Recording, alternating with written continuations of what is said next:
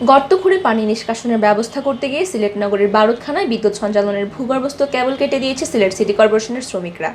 ফলে বুধবার সকাল থেকেই নগরের পূর্ব জিন্দাবাজার বারুদখানা ও জেল রোড এলাকা বিদ্যুৎবিহীন রয়েছে। সংশ্লিষ্ট সূত্র জানিয়েছে, কেবল কাটার পর মেরামত কাজ শুরু করেছে বিদ্যুৎ বিভাগ, তবে কাজ শেষে ফের বিদ্যুৎ সঞ্চালন করতে সন্ধ্যা পেরিয়ে যাবে। জানা যায়, নগরীর বারুদখানায় ফেবুলাস মেগামলের সামনে রাস্তায় গর্ত খুঁড়ে পানি নিষ্কাশনের ব্যবস্থা করতে গিয়ে বুধবার সকালে অসাবধানতাবশত ভূগর্ভস্থ বিদ্যুৎ সঞ্চালন লাইনের কেবল কেটে দেন সিসিক শ্রমিকরা। এরপর থেকেই নগরীর পূর্ব জিন্দাবাজার বারুদখানা ও জেল রোড এলাকায় বিদ্যুৎ বিভ্রাট দেখা দেয়।